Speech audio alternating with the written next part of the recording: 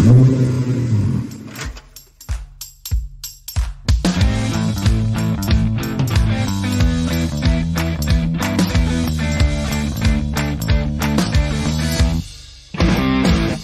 chers passionnés. Durant la spéciale, le prologue des stratégies, nous avons survolé les 6 composantes d'une stratégie, ainsi que les 5 étapes D pour élaborer une stratégie gagnante, inspirée de la démarche appréciative. Avant de focaliser son esprit comme un laser pour traverser les murs les plus épais durant les épreuves sur le chemin des possibles, nous allons aujourd'hui voir comment définir le cap. Il y a peu, dans les spéciales émotions, nous avons vu le GPS interne avec notre psychisme, qui nous réajuste sur notre voie favorable avec les 5 émotions. Alors que la boussole va être définie par le mental, par un choix conscient.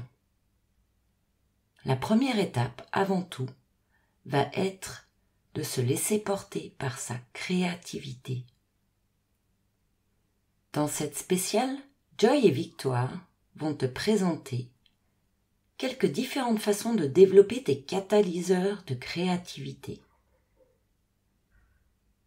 Aujourd'hui, dans la 15e spéciale de la série 1, nous allons aller chercher la première étape. En premier, il est bon de choisir le thème. Puis, créer une vision qui va tendre vers une définition de mission, de rôle, dans son domaine favori. Et ainsi se crée une boussole claire pour être guidé vers là où on veut aller.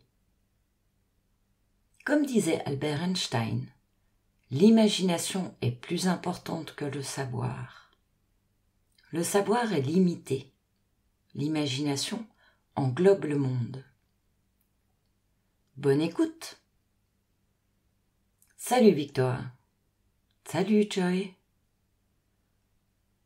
Dans la spéciale Gagner des années d'expérience en créant sa propre boussole interne, nous avons vu qu'une bonne stratégie est comme un moteur de nos actions. Elle nous aide à avancer parce qu'elle nous permet de savoir dans quelle direction se rendre. Bien, j'imagine que c'est la même chose avec une équipe de projet. On ne peut pas espérer motiver durablement une équipe si on ne sait pas où les emmener, n'est-ce pas? On a aussi vu qu'une stratégie est la manière d'élaborer, de diriger, de coordonner des plans d'action, afin d'aboutir à un objectif déterminé, programmé sur le court ou le long terme. J'ai bien compris que le but principal est d'éviter le pilotage à vue. Une stratégie appliquée va donc apporter des résultats positifs. Maintenant, je suis impatient d'établir une stratégie pour gagner des années d'expérience. Si je me rappelle bien, la première étape est d'établir une vision. Alors, dis-moi, en quoi consiste une vision, Victoire? Lorsque nous estimons que nous stagnons, une quête de vision met nos vies en perspective. Nous prenons conscience de nos défauts, de notre potentiel, des occasions que la vie nous offre au moment présent. Helen Munsk définit la vision ainsi. La vision est une image mentale de ce que le futur sera ou pourrait être. Les visions de la plupart des entrepreneurs et dirigeants qui réussissent le mieux sont celles de développement qui changent la donne pour contribuer à créer un monde auquel les gens veulent appartenir. Nous poursuivons notre quête de vision jusqu'à ce que nous trouvions la clé qui nous permettra d'ouvrir une nouvelle porte ou d'écrire un nouveau chapitre dans notre vie. Notre capacité à définir la vision demande à réfléchir ou à planifier l'avenir avec imagination. Imaginer et se concentrer sur les possibilités à plus long terme de ce qui nous fait vibrer et nous guide vers l'avenir. c'est aussi, en quelque sorte, simuler le succès et anticiper les menaces pour être bien préparé. La difficulté en est de voir au-delà des limites, de l'ici et maintenant, et d'imaginer des scénarios futurs.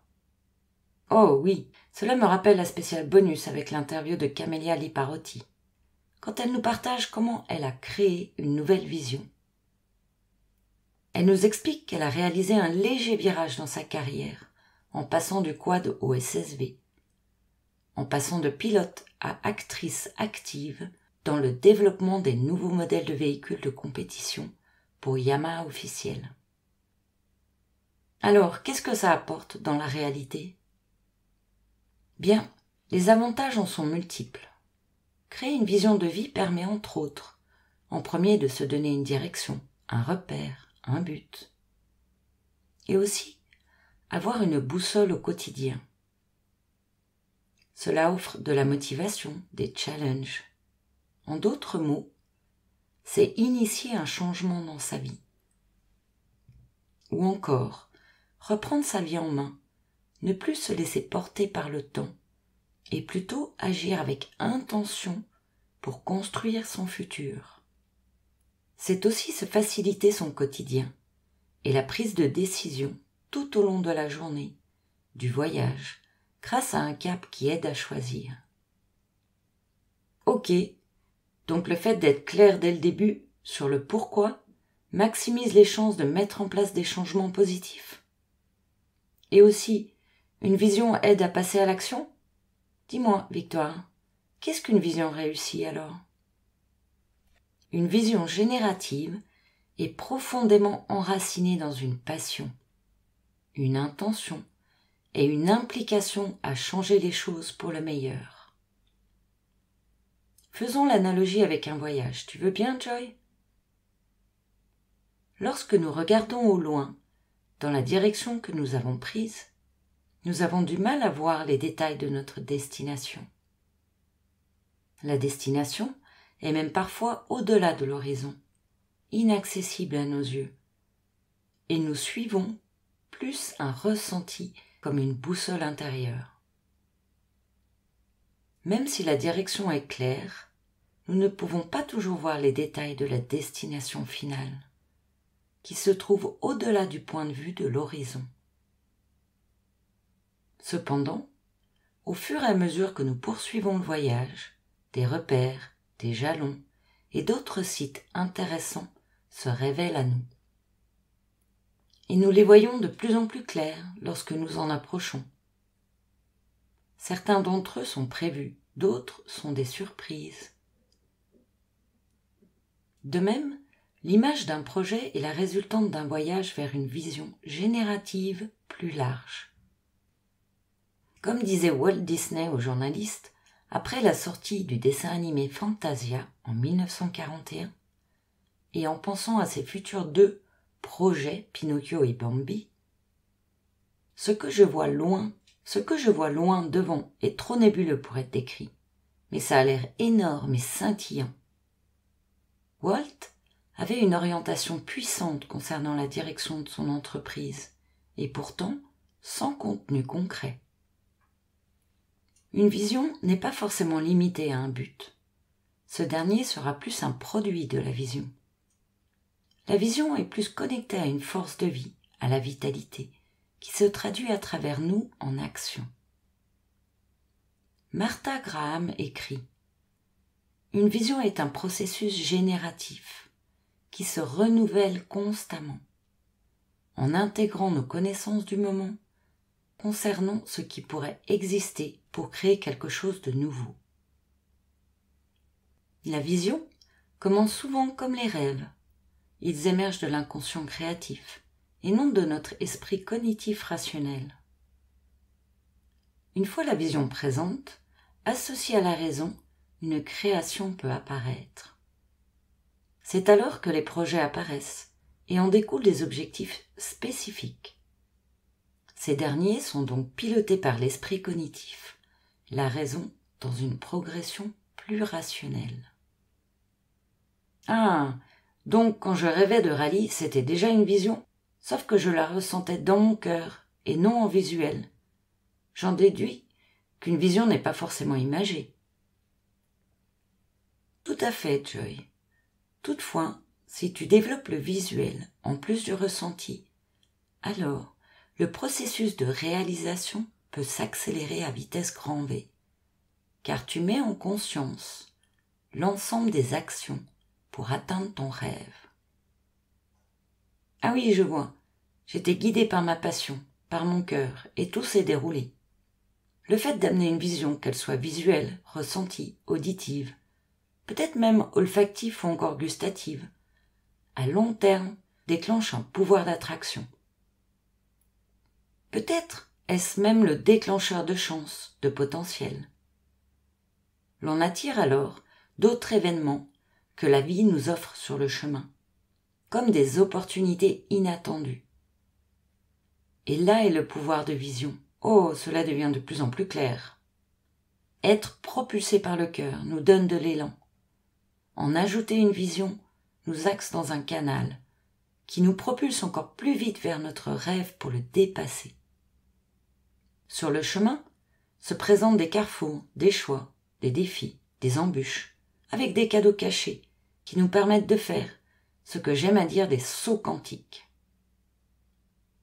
On se retrouve alors propulsé à la vitesse d'une fusée, guidé par notre boussole intérieure en direction de nos futures réalisations. Oh, je note dans mon carnet de bord, comme une boucle d'excellence, à lire quand je suis en perte d'inspiration. Et dis-moi, Victoire, comment ça marche? Comment établir une nouvelle vision? L'idéal est de se retrouver dans un état modifié de conscience, un moment où on est complètement soi-même, en totale harmonie intérieure. Il n'y a alors aucune confusion, ni conflit interne, sur ce qui est, sur ce que l'on est.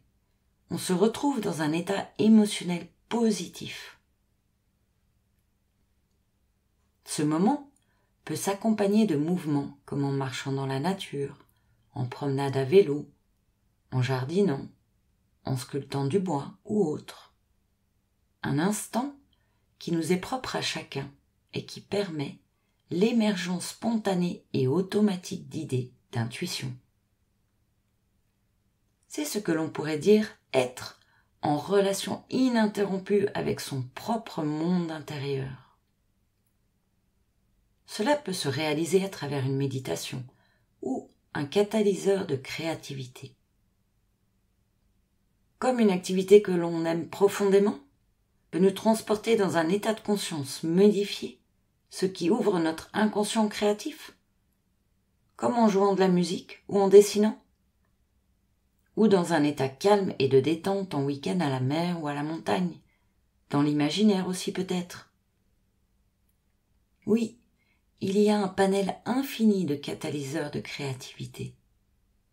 Certaines personnes se remplissent le cerveau de données et reçoivent la réponse le matin au réveil. D'autres se posent une question et reçoivent leurs meilleures idées sous la douche ou encore aux toilettes. Une activité simple, comme marcher en pleine nature, permet à notre partie créative du cerveau de s'activer. Chacun a son propre processus d'inspiration. Cela peut aussi être de naviguer sur un bateau ou durant une sortie en ski de randonnée. Steve Jobs disait écouter de la musique pour stimuler sa créativité. Quelles sont les choses que tu fais pour stimuler ton inconscient créatif, Joy? Oh bien, ce qui me donne le plus d'idées, c'est quand je pars en promenade à cheval. Et aussi, quand j'ai besoin de me détendre, je profite alors d'un jacuzzi, en regardant les montagnes. Cela m'inspire beaucoup. Parfois, c'est tout simplement en roulant en voiture. Super, Joy. Ce sont dans ces moments-là que tes intuitions peuvent émerger avec facilité. Faisons un exercice, tu veux bien? Oh oui, j'adore. J'en profite pour noter cela dans mon carnet de bord. Si je me rappelle bien, il est bénéfique d'entretenir sa bulle à idées régulièrement.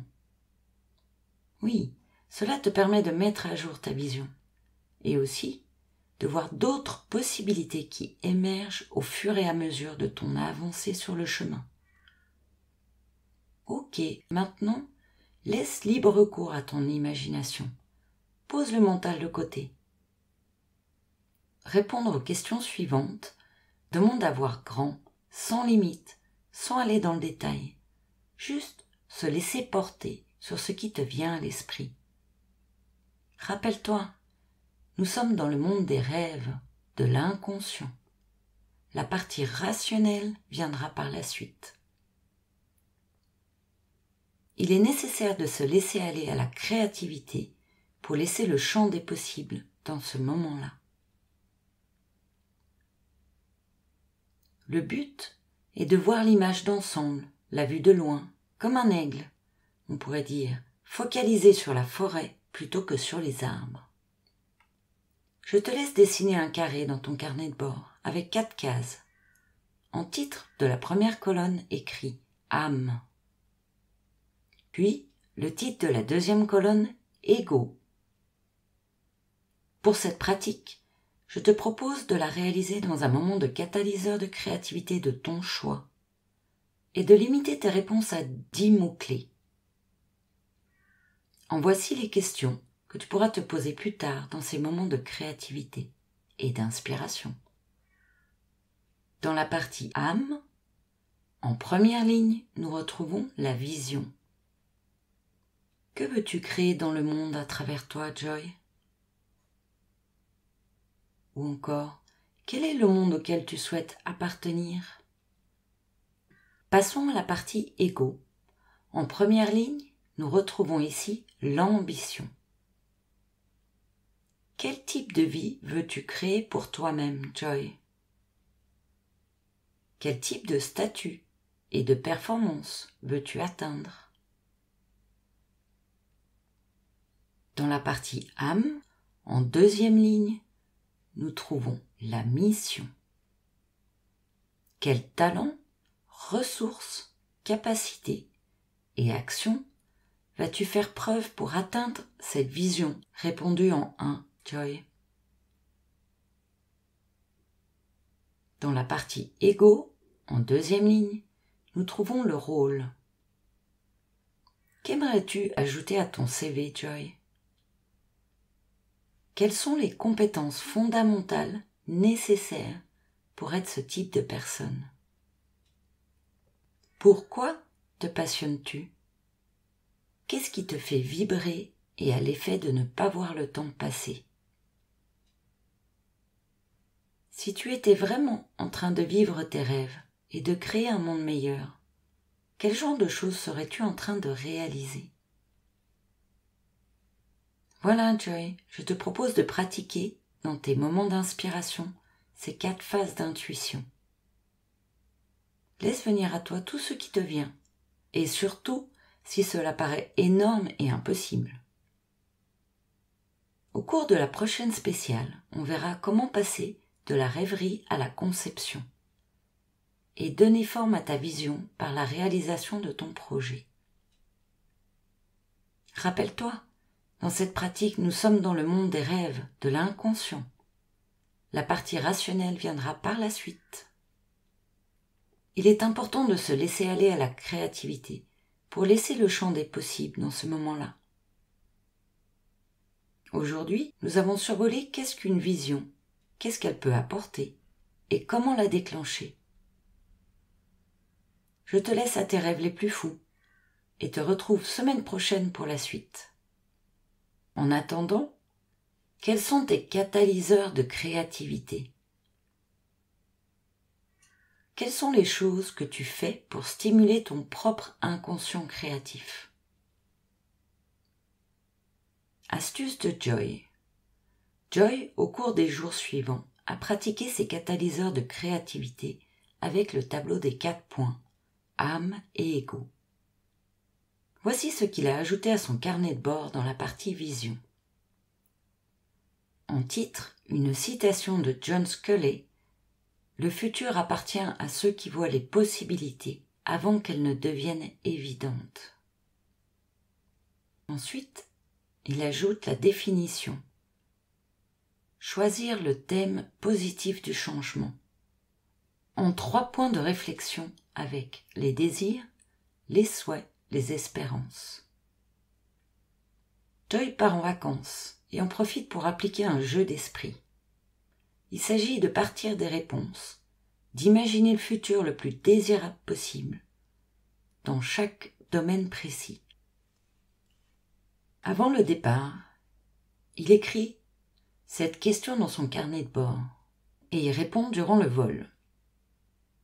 Quels sont les 3 vœux pour le développement de ma vie personnelle, sportive, professionnelle? Arrivé dans le lodge, au bord de mer, il se laisse aller à la douceur et au calme du repos. Il imagine alors, durant cette semaine de farniente, comme par miracle, la vie a changé de le sens qu'il souhaite. À quoi ressemble-t-elle? Comment cela fonctionne? Qu'est-ce que je fais? Qu'est-ce qui a changé concrètement? Voilà, si toi aussi tu souhaites profiter de moments de calme et de repos pour imaginer une autre vie, encore meilleure, encore plus belle, dans un autre cadre. Pratique cet exercice pour être surpris de ce qu'il en ressort. Voilà, si tu as envie d'en savoir plus sur les 7 étapes pour optimiser la réussite de tes objectifs, je t'invite à t'abonner sur l'une des plateformes podcast de ton choix. Tu trouveras à travers le lien ci-dessous, ou de t'inscrire à la newsletter pour recevoir le prochain podcast qui sort chaque lundi. Si tu penses que cette spéciale peut aider une autre personne, fais-toi plaisir, partage-la. À tout de suite pour suivre les aventures de Joy, dans un jour, dans une semaine, dans un mois, pour la nouvelle spéciale qui sort chaque lundi à minuit 1. C'est quand tu veux, c'est en ligne. Merci pour ton écoute. Et surtout, rappelle-toi, là où tu regardes, tu vas. À bientôt sur la chaîne Maximise ton potentiel et bonne pratique.